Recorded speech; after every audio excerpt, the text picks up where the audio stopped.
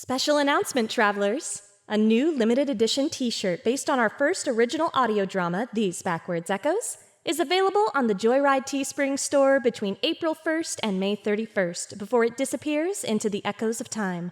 Use the promo code TBE23 at checkout for 10% off your order. Link available in the description below. And be sure to check out These Backwards Echoes on our YouTube or on your favorite podcasting platforms. And thank you for keeping JoyRide's engine burning. Now boarding for Rebuild of Joycast, your weekly destination for anime, manga, and more. Previously on Joycast, we promise things we don't actually do. What did we promise? We were like, oh, we're going to do a whole focus on spring 2023 anime. It's like, we kind of already did it. There's really nothing left to say about it. Except for when we actually get to watch it in a couple of weeks. So we'll be back in a couple of weeks. That's a promise we will keep because we will need material. And we will talk about what we actually enjoy watching or anything that didn't initially catch our eye.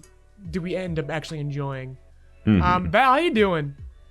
I'm really good. Lackadaisy, as we mentioned last week, dropped on Thursday night, and it's already hit 1 million views. But you know what? A million it could and do a so half, much better. man. 1 million and a And half. That's 22. right. Yeah, on one day. But you know what? It could do so much better. So honestly, check it out. So many Give it people time. have but so many people have worked so hard on it. If anyone is watching and hasn't seen Lackadaisy yet, it's really freaking good. Yeah, I know can tell Ivan, people you worked checked really it hard out. on it. Like, it's like next level. Like, I was even surprised at the amount of, you know when you watch something, it's like here and there, you know, some inconsistencies about things, but it's like, oh, I could understand why that. Like, I didn't catch a single inconsistency from, there's a bit, if you remember, where Rocky, the main cat, ties the box on the back of the car up with his tie. They even, kept in details like that in, the smallest shots and scenes and whatnot. Considering the fact that this production has gone on for, I even confirmed it with the staff the other day, or this morning, actually, I confirmed it with the creator and the director. There's been a 3-year-long project. It feels longer than that.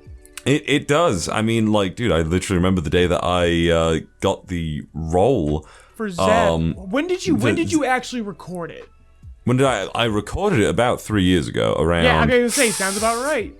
It must have been around near, maybe just before I started financing my booth, because that money that I got paid for Lackadaisy went straight into my voice acting booth. That was around the time where I started investing in myself for voice acting, and I started getting the new equipment, the booth, new mics, and everything. In fact, I cannot help it. You okay there, bud? I was just sneezing. Go on. Cute sneezes. That was around the time where I started investing in myself, and when I really think about it, projects like Lackadaisy, that, and Subverse were the initial projects that made me go, yeah, I can invest in myself, I can and I have certainly made that money back that I invested into myself and everything, and it's one of the reasons why I have so much to thank for Lackadaisy, really, and why it's such a special project, not only because of that, but also because I've mentioned to you before, I believe I've mentioned in many occasions, that I read Lackadaisy, because it's a webcomic, you should check that out as well, it's really well done, beautiful story, beautiful art. I was reading that back in 2009 in high school, so overall, it's a project that's super freaking close to my heart, really. But, yeah, been 3 years on. I recorded about 3 years ago, so it's kind of crazy as well. As you can imagine, hearing that stuff back that I recorded 3 years ago and being like, oh, wow, that's a solid performance by me. Not to brag, but, you know, it's kind of... It was really good, though.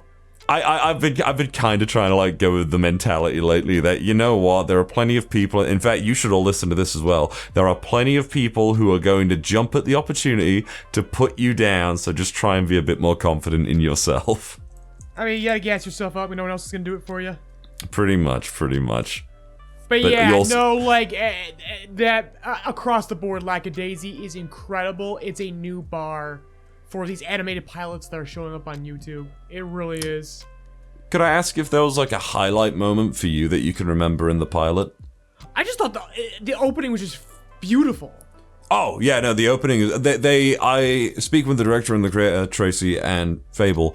I believe there was not worry. I don't want to say worry, but there was like, you know, an aspect where they were like, the opening might be hard to catch people's attention because you just got this like, you know, really character. Pretty. Oh, it's super pretty. So like I'd say that's attention why grabbed. They really do, but I think they were like, is this a strong opening where we have like this character that we are literally just introducing to you, like, you know, waxing poetic, you know, dancing across the bridge and everything, playing his violin and whatnot. And I still think it's a very strong opening. And I love the way that, in fact, there's a very cinematic, like, I could see Lackadaisy being shown in like a small theater or something, kind of feel to the whole thing. It feels really like a special kind of introduction to a story where the curtains open up and there he is, and you like go into the window into that world as he's like playing. Yeah, it's just like, it's got that Great Gatsby look to it. I mean, just like, it's beautiful. And then the other thing I noticed was the construction lines on the characters. I thought that was a nice little detail. I know that bugged up. I knew that. As soon as I saw that, my first impression was, oh, that's really cool. Second thought, oh wow, this is gonna piss off a lot of 9-year-olds. Yeah, no, even I was like taken aback at first because I was like, when I first saw the cast and crew showing of it, I was like, oh yeah, I remember when PP, The Legend of PP, if you remember that one, where I played like... already forgotten. I'm all about Lackadaisy cats now. Another cat-based like animation all about on Lackadaisy, YouTube. 1.5 billion views. Yeah, when I first watched the showing for that, they had like some construction lines, some stray lines here or there.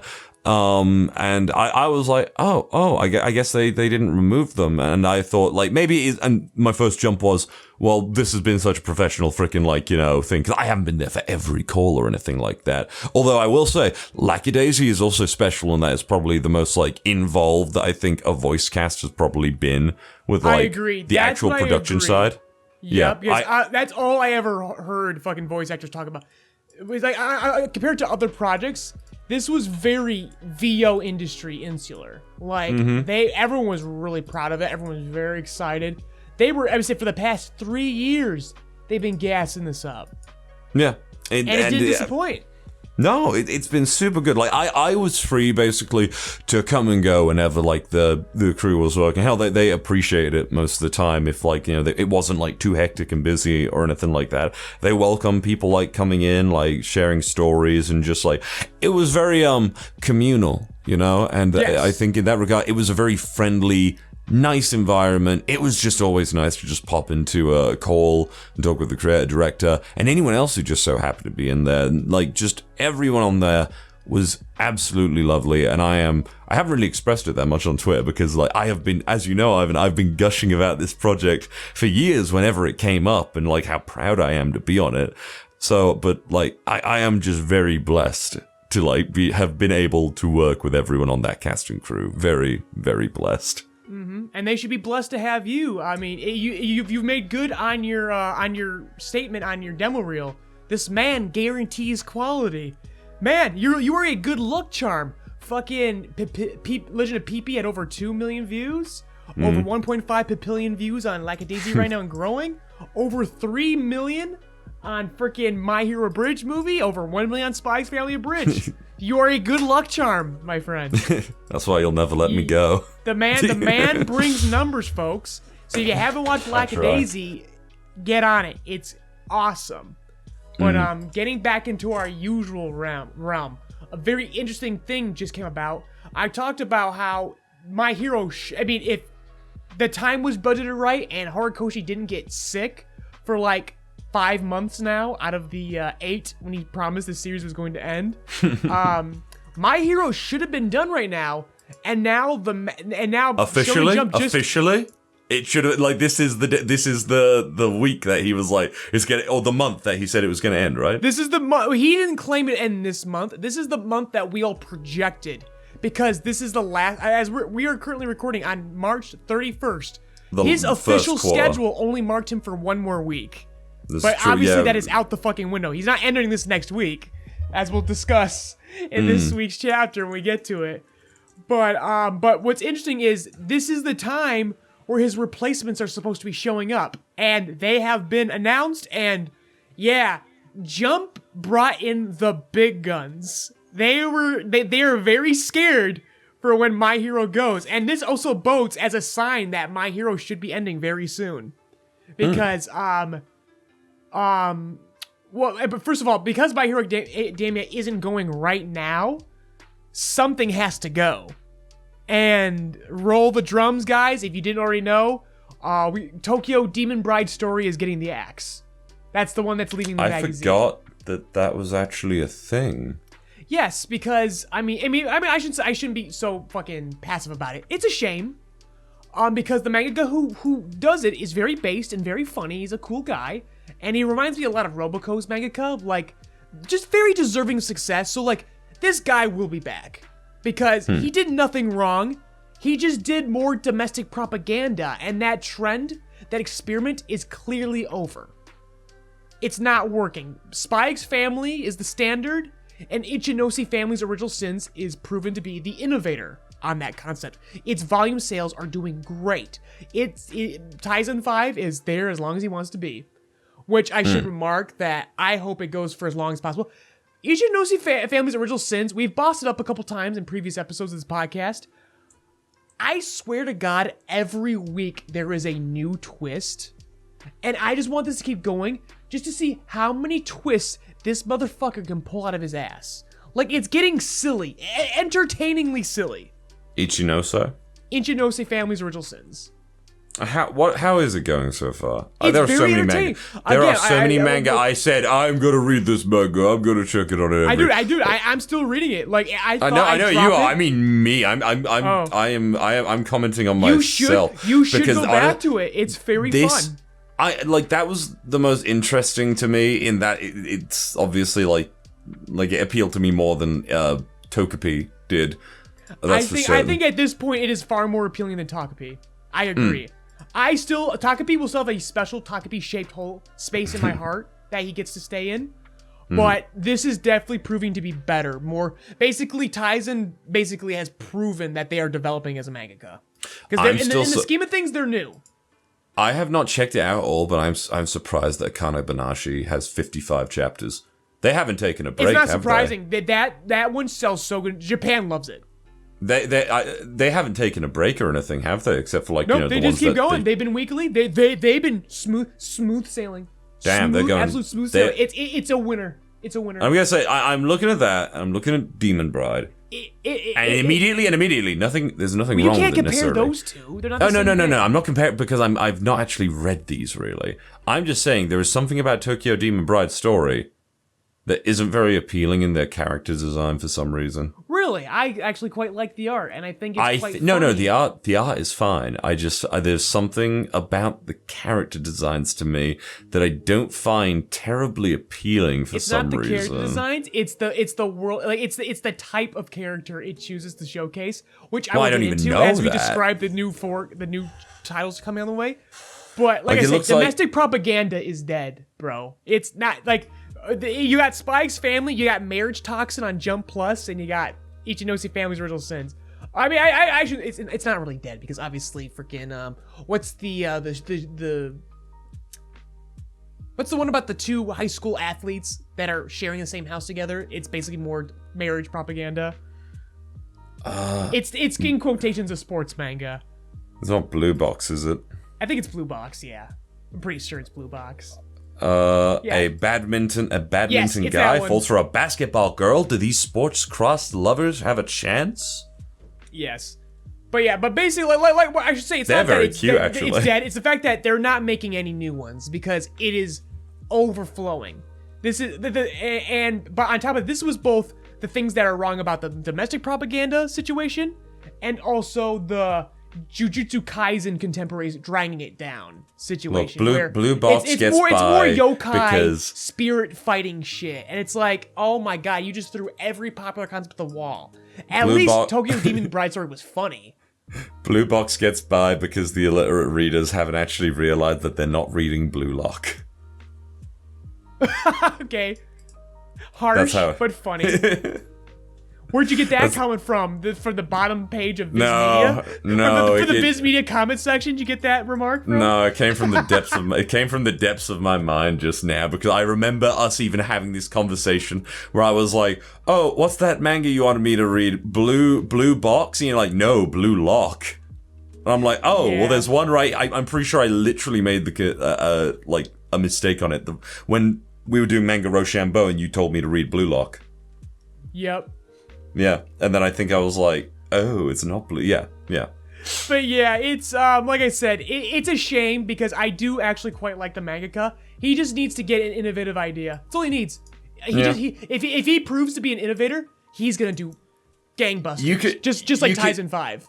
You can do any idea really fun. You can do any type of idea. It can be like a really generic, like, concept if you execute it in an interesting way. Yeah, but JJK is proven just to out-survive everybody. It's just like, yeah. like it's digging heels. It's actually doing something of merit, while everyone else is just a poser. Obviously, Chainsaw Man is the innovator in this regard, but in terms of who was taking Demon Slayer's baton, it was JJK, and no one else is gonna take it. And that experiment needs to be done. I hope and I think they are learning their lesson, because now we will finally reveal who these new 4 guys are. I'm gonna work small to big. And I'm going to start with, there's a new one called Dri Tri by Jun Kirizaka. So you're not going to know who this is. You probably won't remember, Val, because I sure as hell don't remember until I start talking to other people about it. This was from the creator of Bone Collection. Nobody remembers Bone Collection because it was so bad, they stopped publishing it after 3 chapters. They made 9, but they just don't. They're not public. You can't find the remaining 6 chapters. What was bad? And they about never it, per sold se? volumes, to my knowledge. What was bad about it, per se? So, Bone Collection. Tell me if you've heard this story before. A woman from the yokai realm drops to Earth, and then they fight yokai. Alrighty. So, Never like, basically it was heard- Tokyo Demon Bride story before Tokyo Demon Bride story, but this one, Bone Collection, just had nothing going on. So I was like, you know what? I need to read this. And then I started reading and go, oh my god, I remember this. This, like, triggered a traumatic response in my brain. This thing was just a whole lot of nothing.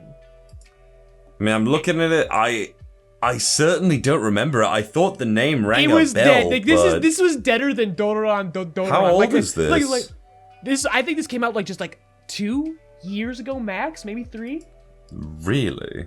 It wasn't that long ago. And like I said, like, basically, like, the minute this was announced, people start, like, because normally when a title gets canceled, we wish them all the best luck. When they revealed this was coming out, people were like, get him the fuck out. I'm like, wow, why do people hate this guy so much? I read it, I go, damn, yeah, kind of deserved. Unfortunately, but there could be an issue with editors. It could be an editor issue, because I heard the pilot for this, the one shot, wasn't bad. But Jun Kirazaka. Kirazaka, Jun Kirazaka. So the new one that's No, it's coming Kirara. out, It's Kirarazaka. Kirarazaka. Kirarazaka. That's what Okay. I'm reading right now. I'm looking at the manga right now. You're looking at the manga right now. Okay, I missed it in my notes. I missed it RA in my notes. No. I mean, yeah, I could. But the interesting part is that Dri Tri, because they haven't given synopses for all of these, but Dri Tri got a synopsis. And it takes place in maybe a semi-post-apocalyptic world. It's a boxing manga. So immediately I start rubbing my hands together. Because I'm like, I would love to have an active Shonen Jump title be a boxing manga. And a pure one. That being said, is this just going to be megaloboxing? Is he going to is June going to do it again and make the emptiest version of something that already exists? Because I hope not. If you put boxing in your synopsis, I'm going to root for you. Don't make a fool out of me, June. Don't do it. I am rooting for you right now. I want a good boxing manga. I'm tired of Ippo running around, spinning its wheels in circles. I need a good new boxing manga. And I need it to be you, June. So don't fuck this up. Please Lord don't knows fuck this up. Hajime no Ippo's been letting him down for a long time. I wouldn't say that Hajime no Ippo's letting me down. Hajime no Ippo's making good on what it is. It's just it doesn't want to go anywhere. Yeah, It just doesn't go anywhere. Because, like I told you, there was a Wally versus Ricardo fight, and it was pretty damn entertaining. Mm-hmm. But again, the story's gone nowhere. Just the last 2 weeks ago, there's a chapter where they continue to flirt with the idea that Kamigawa, the coach, is sick and dying. Which I'm like, they did this like 10 years ago. Shut the fuck up and just kill him already. But yeah, Dri Tri is on the top of my interest list. But now we have another one called Nue no Onmyouji. I probably butchered that fucking title by Kawe Koda. Which, that guy apparently is a newbie. A complete newbie. So you're gonna say a Brit? Maybe he's a Brit too. You never know. We know nothing. We know nothing. He did a one-shot, and we know nothing else. I can't find the one-shot. So this guy's a complete unknown. I would have put him lesser to big, but June has some baggage coming in, so that's why he starts first. Then we have Kawe Kota. We have zero expectations for Kawe here. So we wish him the best. But now the expectations raise.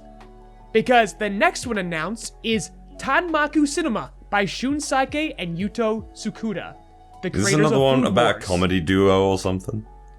No, this is the creator of Food Wars. No, I know that, but it's about, like, you said a cinema thing, so I'm thinking this is, like, obviously based in entertainment, and it's like... You know, I think, cinema is a like, word. acting. You There- never there know. are- You know I'm how the saying it because Japanese there are are. They good can just throw few- random words into the title. I'm just saying it because, like, You- you know, and- the and good you'll few agree with manga me that's when I come out announce the lately... next I'm just saying it because, like, there's a good few manga coming out lately, like the comedy duo one. I was about to say Sarah Zanmai. What's it called again? I literally saw it a minute ago. But the comedy duo, like the nerd and the jock. Yeah, I Shoha forgot the Shoten. name. Shoha Yoha Shoten. That one just comes out whenever the hell they want. Those guys are just like grandfathered in. Because that's the artist behind Death Note, right? Yes, it is. And then Yeah, obviously... so they can make chapters whenever they feel like.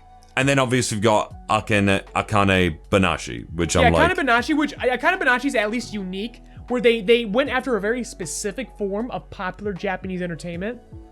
I'm still surprised. It might scratch heads in the West, but again, Japan's loving this. Again, and it reminds me a lot of the Elusive Samurai by the creator of Assassination Classroom, Yeah, that's still going. which is getting a quite manga strong. adaptation, by the way, and I think it's Anime, you mean? Cloverworks, and it looks good. Anime adaptation? Yes, Yeah. and it looks good.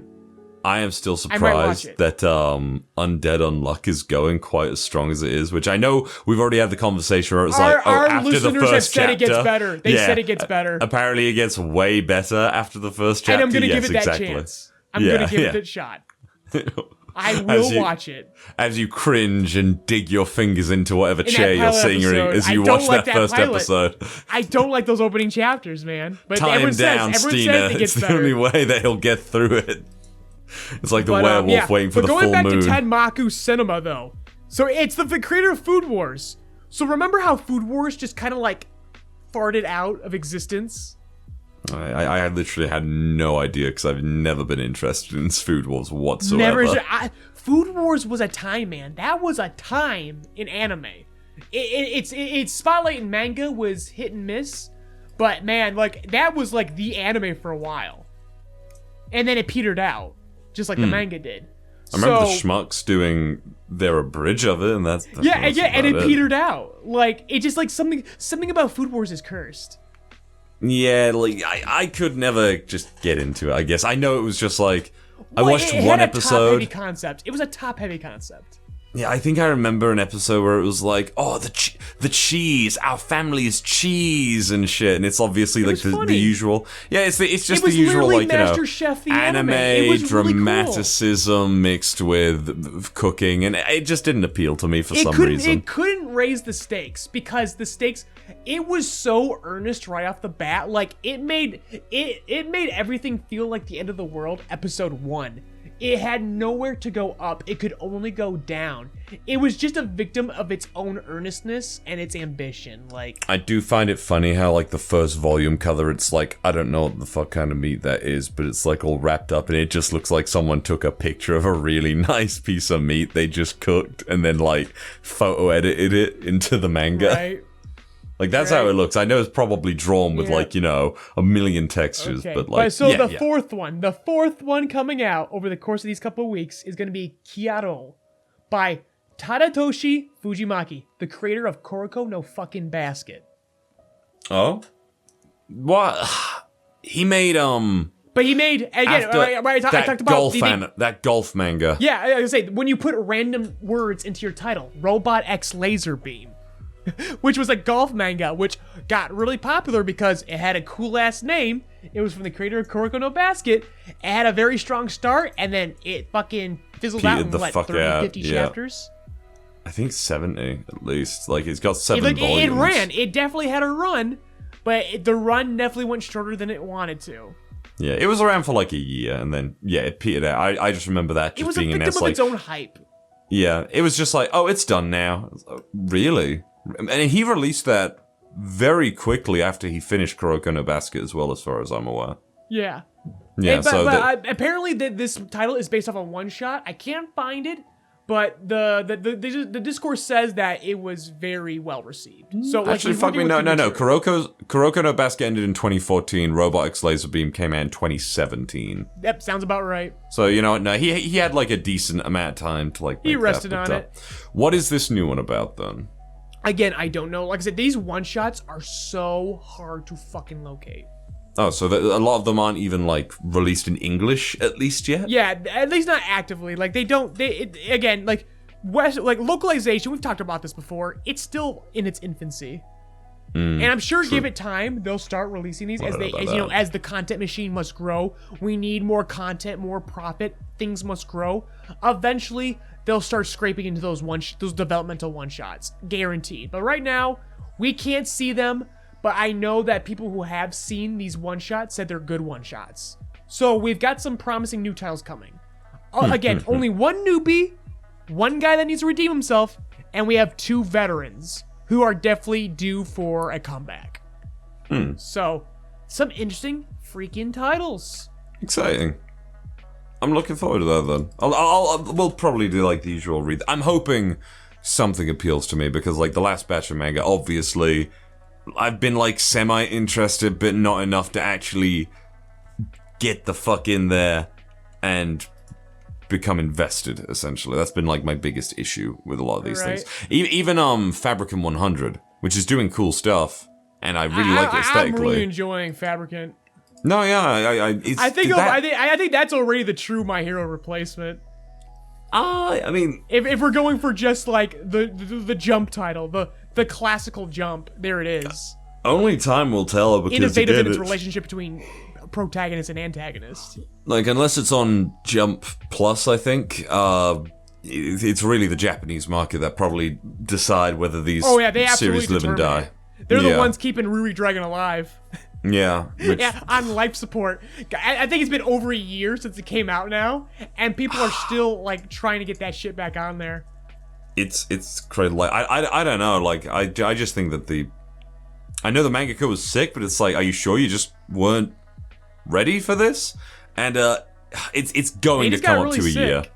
June 2022 is when the first and only volume came out. Yeah, I mean that was the volume, so the series probably came out in the spring. Yeah, something. But that's the point where I'm tired. Like I wanted to come back, but this is where we get to the point where it's been that long, and speculating and guessing what happened is a bad thing because it means something really bad probably happened, and you don't want to speculate as to what happened to that person. Look, Masaoki Shindo, why don't you just sell the rights to it and like write it as a fucking anime or something? Sell it as an anime script. I don't know, you'll be happier. You will be personally happier that way, probably. That's like counting your chickens before they hatch. Which, again, have you seen Beat in Motion? No, I haven't, but you've talked about it, I think, recently. Like that's the one that they adapted. It was a contest winner. It won, and apparently not only was the prize getting a manga adaptation, but also an anime adaptation, which I go, you gotta let that marinate on the manga sites first, buddy. Because I was gonna say... Because, I mean, look what happened. Because, I mean, even Hunter's Guild, which looked like it was poised to be the next big thing, didn't get, like, 18 chapters. And you're going to make an anime out of Beat in Motion? that's only been out for 2 chapters? If they are, they've frankly picked a good one if that is the case, because the entire thing is literally about animation. Steena loves it. Yeah, no, I have seen Steena talk about it. Actually, it. That's It's her nice, avatar, isn't it? but I'm not like, I think there are far more worthy anime, not just in terms of quality, but because of, people who've been in the industry longer and are a little bit more deserving, other than a contest winner. I can tell you from pure experience that, contest winning doesn't get you too far. like you can get it, but what happens after? You gotta maintain after that, buddy. You could really fuck with someone. I hope nothing for the best for that young mangaka. I hope they build off of that. Okay, but yes. Otherwise, one thing I want to bring, going back into the anime side of things before we do our weekly triumvirate, even though one is missing this week. Jujutsu Kaisen Season 2 announced its production staff, and I'm gonna have an aneurysm because I don't want to give Mappa any credit, but we call them headhunters, and Mappa said, you know what? If you're gonna call us headhunters, we're gonna hunt the best heads. They've got all the best people from freaking Ranking of Kings on this shit. Really? Have you seen the trailer? It looks really fun. It looks really good. It looks very experimental. Jujutsu Kaisen 2. Jujutsu Kaisen Season 2. They said, we're hunting the best heads. We know you're going to watch this, so we're going to break the freaking mold on this one. I just hope that whoever's working on this, I hope they're eating well. I hope they're well rested. I hope for their health. I pray for their health. It's gonna be one of those things where the mapper is like, are these people like leaving Clover? Not Clover. Studio Wit. Clover's, Wit. Yeah, I was thinking about Spy X Family, and I know Wit and Clover work on that. If these people are like leaving Wit to work for like Mappa, then there must be some benefits to it. Yeah, that don't but come I mean the with same case, because the same. Or it could simply be that they are outsourcing to Wit. For all we know, because they could be. I mean, I know it's like One Punch Man, for example, when Madhouse was making that. Apparently, a lot of that was outsourced to Bones. Really? Yes. Yeah. Bones was actually kind of the true heroes of One Punch Man Season 1. And it's really sad. Like, it's crazy. Like Madhouse. And that's probably how they got the job on Mob Psycho. Madhouse is like, just considered like the absolute, at one point, the pinnacle of like anime and stuff. It's just a skeleton. It's just a skeleton company now. It's the same for it's the same for Gainax, really, isn't it? Like they made the Evangelion stuff, and that's all they had. Really. What's Gainax done recently, if at all? They made movies for a few years. Besides the rebuilds. That's what I'm looking at right now. Like movie-wise, Daikon. They haven't done shit since 2015 and for active series. No, they haven't. No, this is a skeleton. This is just a copyright office. They haven't done shit since 2015. Pretty much, yeah. And that's like really sad because Gainax has like a really interesting origin as a company, to be honest. And it was Trigger's origin. That's what it was. It was Trigger's origin, and then obviously everyone moved on to Trigger, which Trigger's cool, but I'm really not into some of the projects that they pick up, to be honest. They get repetitive, because I was talking to this the other day. It's the fact that like Cyberpunk was a freaking miracle. Like it was a miracle. Like the most interesting thing they've made since Kill la Kill ever made. It was the most unique project they ever made. Because otherwise, if you look through all the Trigger's catalogs, because I was talking about BNA, Brand New Animal, and about how they have like, if it wasn't aliens at the end, it was freaking ancient immortal race at the end. Like they have an archetype and they can't break it, but Cyberpunk broke it, and it bodes well for their future if they can. Absolutely. But like you're completely right when you said that it's kind of repetitive. Triggers whole thing. They're very good animators. They're just like storytellers. It's like you kind of shake your head. Yeah, it's the usual. Hope in humanity. It's like get a writer in there. Hope in humanity and everything. It usually comes down to all that stuff. The inclusion Remember of like Darling in the Franxx? Was that Trigger? That was Trigger. I mean, that was Trigger. That was Trigger. Yes, that was Trigger. Headhunted by another studio. I don't remember who the other studio was, but Trigger did that shit. What? That was quite the time, wasn't it? It was. Oh, it was A1 Imagine Pictures if this podcast existed and during Trigger, Darling yeah. and Franxx. It was A1 Pictures, Trigger, and Cloverworks who worked on it. Yeah, no, that. What a team! The What a mecha team designs, to make that. The mecha to design. their credit, man, it was topical. They got what they wanted. The mecha design in Darling and the Franxx, which is crazy that only came out in 2018. Actually, it just feels so much longer ago. There's the no only way that thing. it feels like a lifetime 2018. ago. Yeah, 2018. Everything pre-COVID feels like a lifetime. Pretty much, yeah. We were locked up for like 2 years, basically. The only thing about it, though, is that reminds me of Trigger is the mech, and I just kind of went, it can't be, because it just does not look like Trigger, to be honest, for the most part. Yeah, I remember. I remember we mentioned that the mechs were very anti-Trigger. Yeah. No. They are extremely Trigger. The mechs are so fucking Trigger. They are the, most Trigger, boiled down to a fucking physical representation I thing. could be talking out of my pocket right now. Yeah, it's just everyone else does not remind me of Trigger. It looks like A1 Pictures stuff. Yeah, it was the inverse. The characters didn't feel like the characters felt like Sword Art Online shit. Yes, yep. It was because it's A1 the fucking character designs Pictures. fell off, but the mechs were Trigger. You're correct. Absolutely. Which is when you actually look at the characters and the next to the didn't fucking the mech mech. Suck? Like I have no idea. I didn't watch it. Done. I didn't watch it. I love my mechas, but Darling and the Franxx didn't really appeal. It was very into the character drama, and the mechs were only there for 3 seconds at a time. That sucks. I really don't know that much about Darling and the Franxx, rewatch. Except that yes, it was a oh my god! topical I just remember series. this is the one where they're riding their asses in the mechs. Yes. Oh my god, that was what happened. I'm like, why do people like this? The only thing I remember about that, I couldn't remember besides the poster girl, the lunchbox. I only remember that because I think Gigguk made a fucking video about it. Oh yeah, he or did something, in minutes, and, but no, but again, and another repressed memory has just been unlocked. The fucking ass pilots. Oh my god. Yeah, one person's bent down in front of you, and you're grabbing the I don't know, the fucking controls on the side of them. Yeah. What a time! What a time! We were still innocent back then. We were so innocent. We were so young.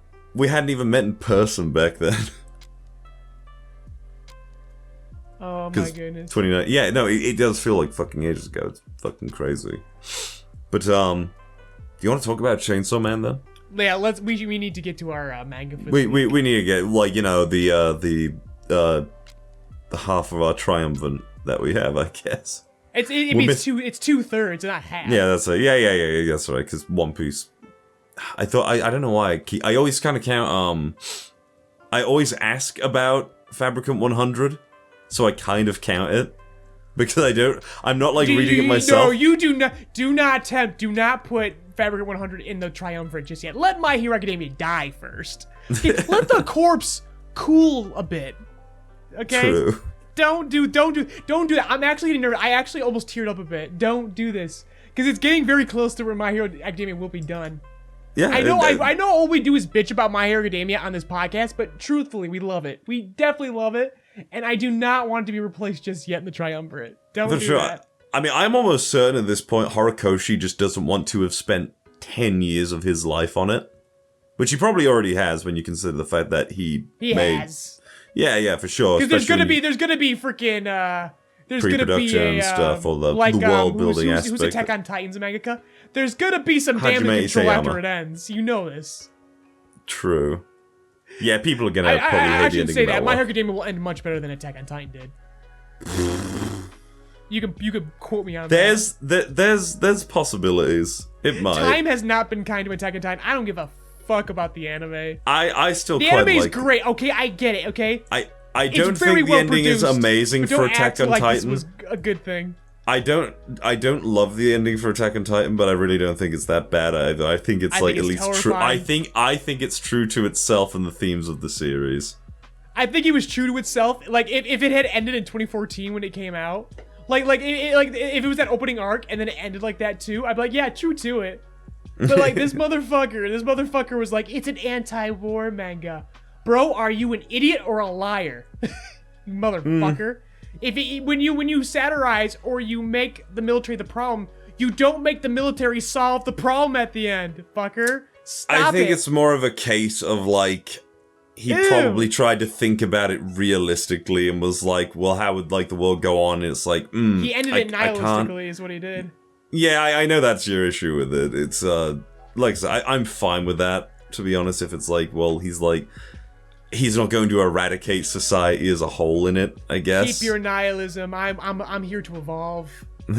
So let's go to Chainsaw Man. I was already on My Hero. You know that at the end of this summer season, when they announced Part 6 DX, Monkey Banana Mania of Attack on Titan anime season, we'll be talking about it again. So we will save it for then. We'll give it its whole podcast if we have to, but I don't want to keep bringing it up because it pisses me off. I know, because I am a melty little snowflake. All right, I'll admit it.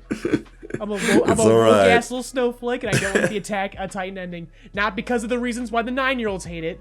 And because they didn't end it because Aaron didn't fuck. Who gives a fuck? There was I thought the 9-year-olds there was bigger problems than that. I thought the 9-year-olds were angry at the fact that Aaron was then like, no, I do want to fuck Mikasa. I want her to think about fucking me forever. That's the issue that I always hear people say. I thought that was the good part about the ending. I thought that was good. I thought that was the best part of the ending of Attack on Titan. That is a man in remission. That was the most realistic take on death. That's exactly. That's the only merit he gets. I like that bit because it's like, well, of course he's going to be thinking about everything that he could have had if he didn't go down this path. If he didn't want to be fucking I'm not even going to say it. I'm moving on. Well, he's a martyr. That's the whole thing. He is a martyr. Basically. He is an absolute martyr and a terrible one. Nah, he's a pretty good martyr when you consider the whole thing. Okay. I am fine with the Jaegerist thing. I don't think it's the best option, but I'm just like, yeah, no, that's the only fucking way you are gonna get anything done against the Marlians. Fuck the Marlians, honestly. I'm glad most of them die. Oh my god. So Chainsaw Man. So That's right, Ivan. I'm based in Jaeger-pilled. Anyway, moving on. You are Jaeger-pilled. You know what? Fair enough. Moving on. So, Chainsaw Man 124, Soup, as it is so titled. I just want to say one more thing on the matter, then we will move go on. You want to know how fucking finicky I am? I don't like Eren Yeager, and I don't like Izuku Midoriya. What the fuck do I like? Honestly, these are two guys on the opposite sides of the spectrum. What the fuck do I like? I'm gonna have an existential crisis this episode. You've literally this has only occurred to you just now. I can never be happy.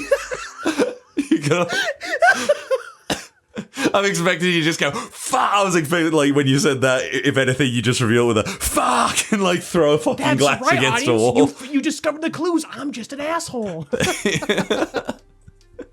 I like Midoriya as well, but I just don't like that he's the fucking chosen one anymore. I think he's hardworking, although I understand your argument about like. I just think he's a cop. No, your hatred for Midoriya comes from the fact that Horikoshi didn't manage his time well enough, and now he is basically doing what Bleach did, which I didn't like in Bleach. Well, I don't know. But he's having. Let me no finish. Okay. He has had. No, you called Midoriya a scene leech or something like that for a long time, and I agree with you. Protagonist. A black hole protagonist, because I agree with you. Leech, scene leech is also a good term, though. Because I agree with you that everyone should have been built up and had this stuff occur to them throughout the series, and not at the tail end where suddenly everything culminates and becomes relevant to their flashbacks. plight. In flashbacks and all. That's what Bleach did at the end, and I fucking hated it when Bleach did it, because they had an even bigger cast than My Hero Academia, as far as I can remember. That was like went an even longer time with very little characterization. I want to blame his opinion. editors, but yeah, I honestly how can we not blame poor time management when the man said it was going to end like a year ago? Pretty much. And he had to apologize. So you are right, Val. It's just a fact. If we could blame Horikoshi for something, realistically, and even he would agree, as he has apologized for, bad time management. Pretty much. Look, he had plenty of opportunities. Good use of his time. He had plenty of opportunities to intersperse. I mean, some of the characters even had little arcs that they went through, like Red Riot and stuff like that. Should we just talk about fucking My Hero Academia? Yeah, we're starting with My Hero Let's start with My Hero Academia. Ivan has like just We turned up at the McDonald's Chainsaw Man, and then Ivan just went, no, I want My Hero Academia Burger King. Okay, baby, we're going there My this Hero time. Academia would be the Burger King of Shonen Jump. Agreed. Okay, here's a question, off topic. What is, if you had to pick one, I know you wouldn't because you're quite a healthy eater, conscientious eater, but if you were to pick a fast food chain, what is your fast food chain of choice? Wendy's. It's the only burgers I can tolerate. I've never had a Wendy's. Is it good? Yes, they have good burgers. Okay. Obviously, Denny. That fucking Denny's. I was one of the Lackadaisy people, and I was like, oh, you know, if I ever do come down to America, I'll try and, like, visit or something. It's like, you will get better than Denny's in my fucking house. We will not give you that. Anyway, My Hero Academia, as I was saying, there were lots of opportunities to intersperse characters more throughout the arcs that Midoriya was involved in. You had stuff like the 8 Precepts of Death. Ochako's there. I'm pretty sure Froppy was there. Froppy was there, right? Oh yeah, I mean, wherever Ochako goes, her lesbian companion follows. Agreed. And Red Riot was there. And Red Riot got some of his arc, which was really good, actually. The inability to act, and that's like the first bit where it's like, oh, yeah. Mina is his hero. That's why the previous chapter, the last chapter was so Mina. nice. Like, exactly, that because was cool. Mina, while not as like Mina is braver than Kirishima, in that, you know, she will act even when she is scared. That is just like Midoriya, really.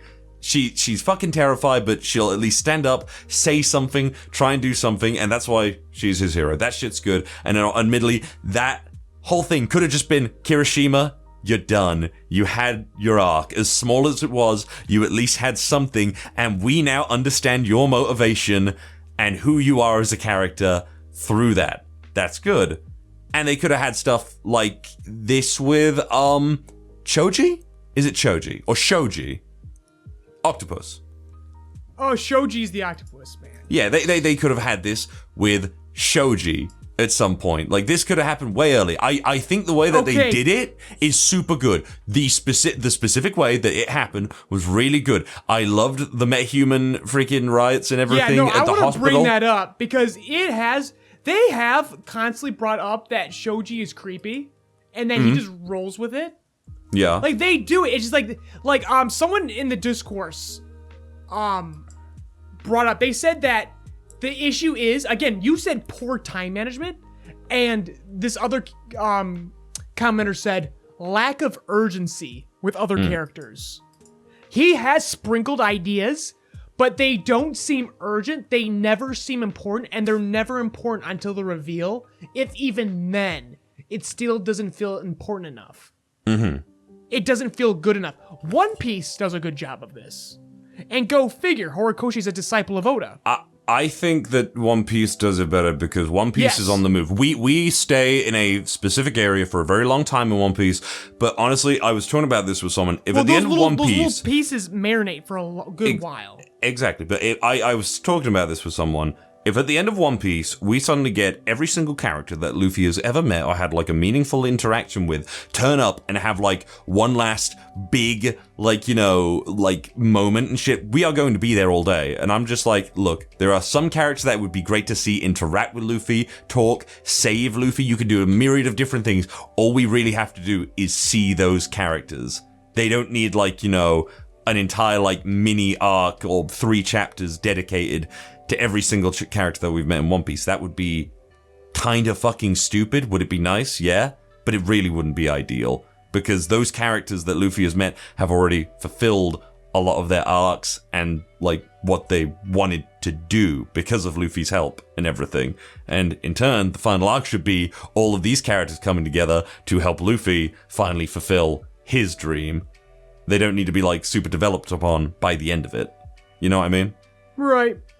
But yeah, so this, like I said, this chapter, people have, like, completely overlooked the best thing that's going on in this chapter, alright? Everyone's remarking about this splash page at the end, that now they say it canonizes the movies.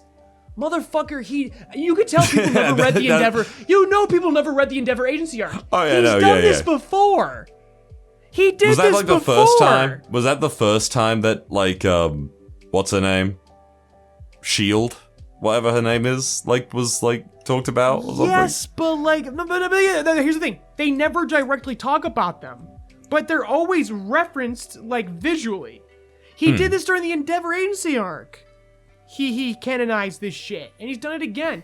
This is not a new thing, everyone. Why are we remarking about this now? If there's anything that I actually find interesting about this splash page, it's Death Arms in the top left corner. I like that a lot. Yeah. I fucking love Miserable. that fucking panel. Where are you, Death Arms? Where Come on. the fuck are you, Death Arms? That is a face of regret. That's the part of this splash page I think is fucking interesting. Agreed. This whole thing, oh my god, Rhodey's siblings and the kids from fucking Naboo Island, and it's like, they did this before. Y'all guys hate Endeavor so much, you don't realize that they've been canonizing this shit like years ago. Mm-hmm. I'm surprised Star's on the side of his head guy isn't here. I know he was there. He had his moment during the UA reunion, yeah. Right? That was it. Yeah. Okay, but the interesting part of this chapter is Gigantomachia pulling a freaking Shinso. Hey, this is the second man who I can't control because I can't control what's in people's hearts.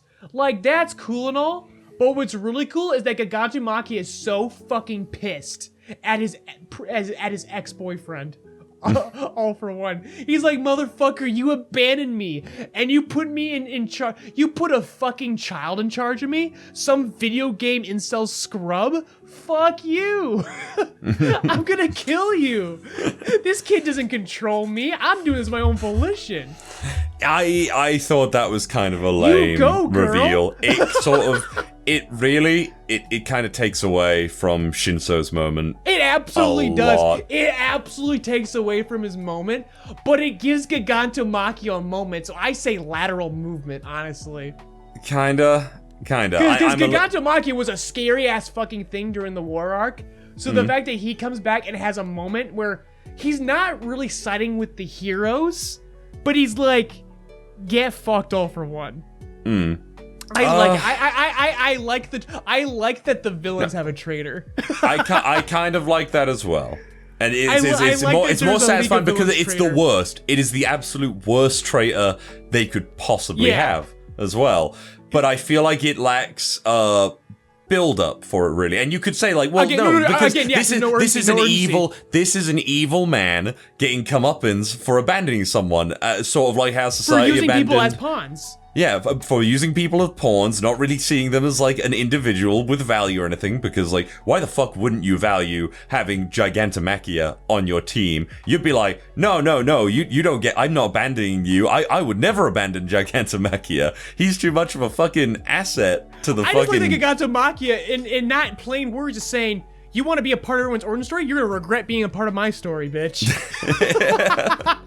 I love it. That's a very good way to put it. That's exactly what's happening here. I love this shit. I wish that's the way they spun it, because that's the way that makes that trollishness work. Again, you need more. They take All For One's need to be in everyone's origin story is taken way too seriously. If they had made it a fucking joke, here's the fucking punchline. Literally, Gigantomachia making All For One regret ever fucking taming this motherfucker. I kind of felt a similar thing though, where it was like I wasn't really feeling the build up, and it's with the news people, the media, essentially, with their selfless act of going out and recording this massive freaking fight with the terrible weather and everything, putting their lives on the line. And then I was reminded of the woman who I can't even specifically remember the bit where she's like, well, I need to make up for what I did. Oh, it was post-war arc. She admonished Endeavor. How dare your son be a murderer? Yeah, that's bad it. Parenting, bad. She was literally the discourse. She's literally every reader who ignored the Endeavor Agency arc and didn't see that these movies were canonized years ago. She's going, I've seen the Folly My Ways. I'm gonna have to read the Endeavor Agency arc. I can't be blamed, because Bones had to push it so hard in the anime because they knew no one read it. I mean, so it's one of those things where I feel like these two things aren't really the best built up in general. Like, if you have that, but I think there should have been, like, more of a thing where it's like, I don't know, the media, like sowing more discourse and issues, I guess, throughout it. Maybe even siding with All for One to some degree. Again, too much, not enough time, just poor management of way too many assets. True. We will look back finally on My Hero Academia for having so much going for it and still never meeting its entire promise. Whereas a lot of manga we're seeing right now are so empty. Like it's difficult to find a good middle ground. And I know Host in the fucking comment section for his weekly comment is going to say that JJK is that middle ground. I know! I'm waiting for season 2. I'm going to watch season 2 of the anime! Stop it! You know what? Stop looking at me like that!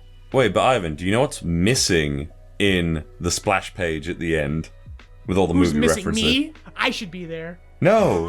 Who's missing is Captain Celebrity and his plucky sidekick. The Hauler? The Hauler? Where the fuck is he? Why the fuck isn't he there? You know what? This whole series fucking sucks. Fuck this chapter. He won't fucking canonize vigilantes? Fuck you! I'm actually serious about it too. No, fuck this chapter. He's so sure Kumo. He's canonized it. How dare you put in these fucking movie scrubs that I don't even care about the latter two. These nobody characters. There's nobodies when you haven't fucking canonized. Like, there was a point where I thought the electric guy on the left, I thought that was O'Clock for some reason. For a brief fucking second, I went, oh no, of course it's not fucking O'Clock. Like, god damn. That is so disappointing. I was literally thinking about that this entire time. Or at the very beginning, and then I almost didn't bring it up, to be honest. So yeah, that is like the big fucking blemish on this chapter for me. Yeah, no Captain Celebrity, no Holler, not even freaking Wolverine and Cyclops. Can I be completely honest? The entire From the X-Men, who are canonized in Vigilantes. The majority of these pictures should have been vigilante characters. I mean, for all we know, they're all dead.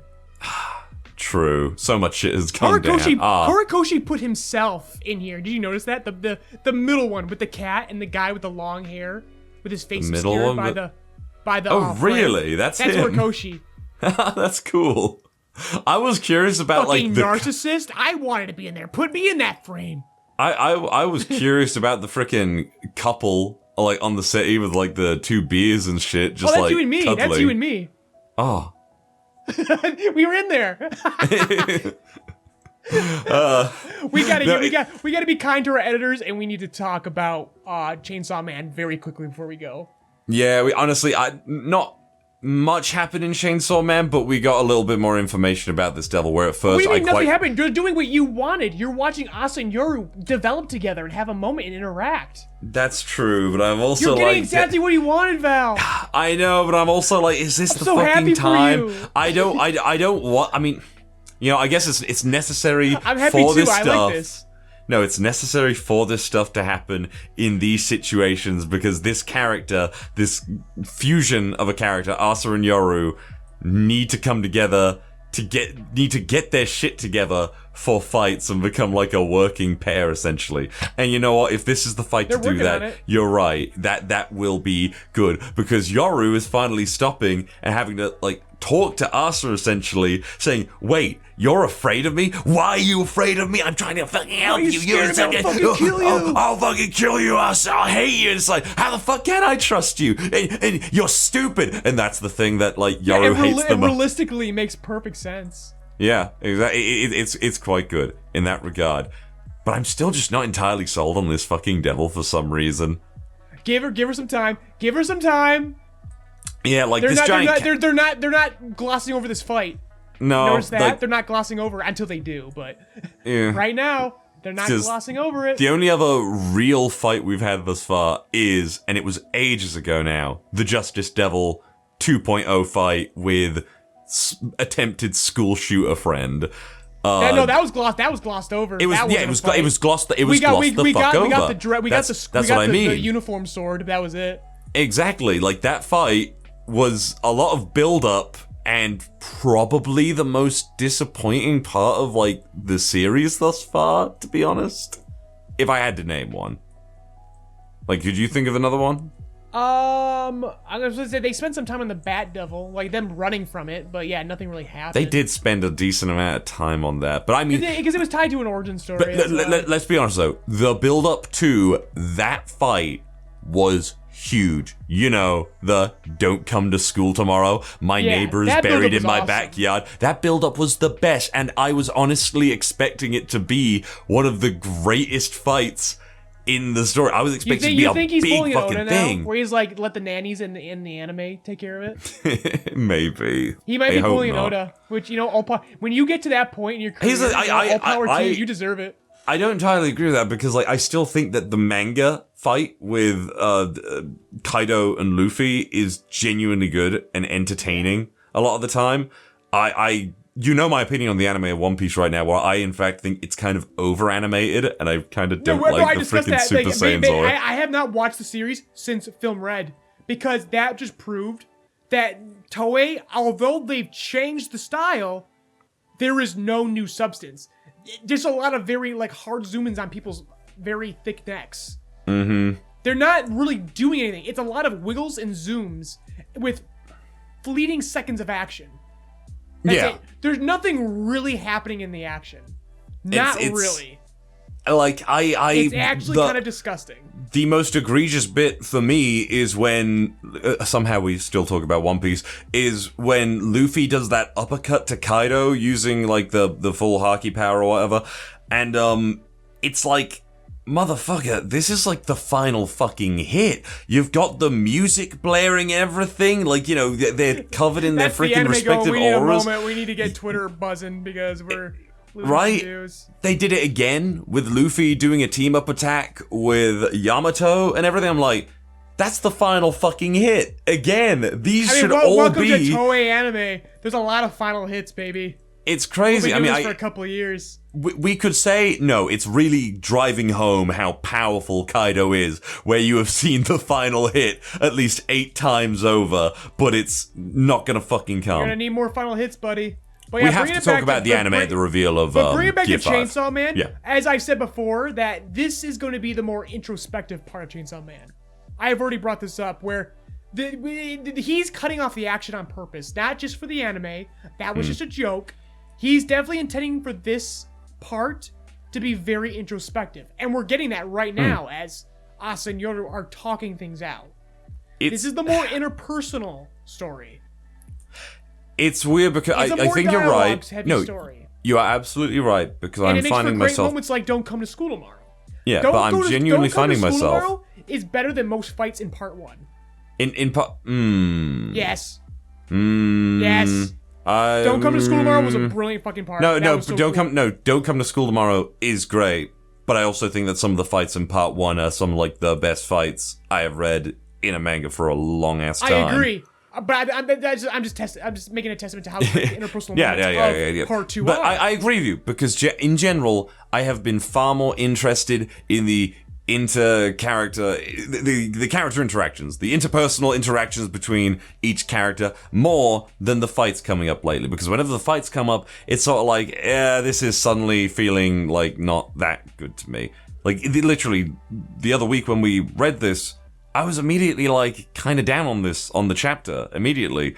And I know maybe it's because the fights just aren't the meat of the series right now or anymore, especially with Asa and Yoru as characters. That's just it, really. I kind of like the idea, by the way, that these devils, like, mere presence are, like, so overwhelming that it's, like, bringing all of your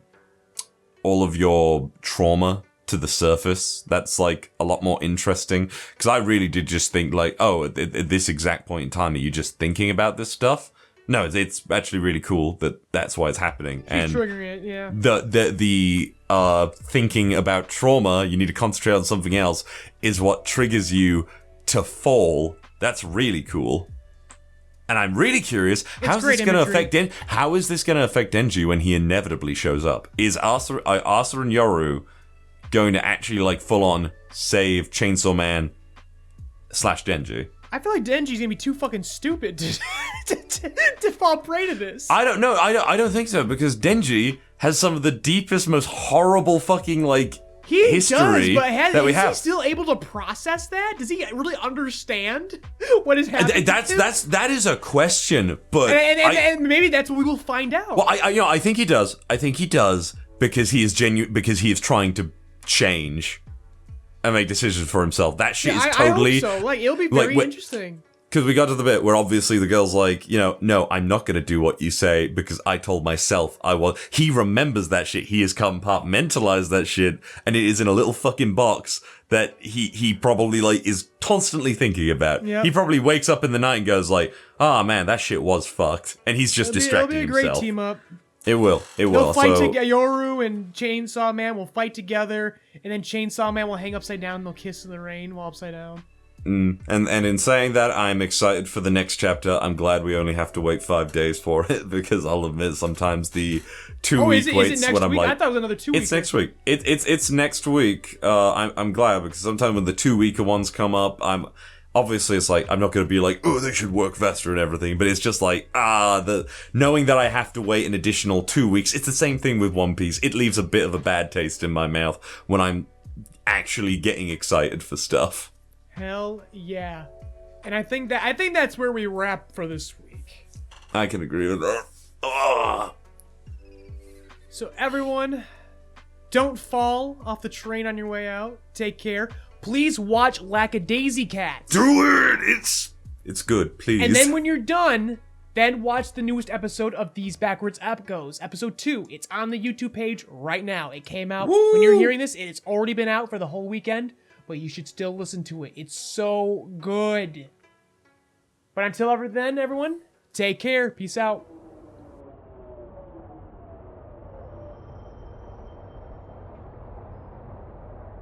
Mind the gap as you exit our podcast safely. Rebuild of Joycast is hosted by Ivan LeRoy and Valentine Stokes. LeRoy's written and directed works can be found on the JoyRide Entertainment YouTube channel and the soon-to-be-released original web manga, Paramedic. Val's dulcet tones can be heard in many of your favorite anime and web series, such as Ruby, Death Battle, Tribe 9, Lackadaisy Cats, and more. This episode was edited by Steena Carey, with YouTube version edited by Cody Rock. Music provided by Lofi Geek. Intro and outro narration by Steena Carey. Outro music composed by Michael Pejovich. Logo and visuals designed by Ivan LeRoy. Rebuild of Joycast is produced by JoyRide Entertainment and Rock Voice Productions, LLC, and made possible thanks to Patreon donations from generous listeners like you. This month's highest-tiered Patreon producers are Mr. Host, Gunnar Bear, Mary Bowtie, Hope D. Cruz, and Greg Hughes. If you would like your name shouted out at the end of each podcast, an invite to our private Discord to interact with fans, cast and crew, or early access to all of our content, be sure to check out JoyRide Entertainment's Patreon. Links provided in the description. Thank you for keeping JoyRide's engine burning.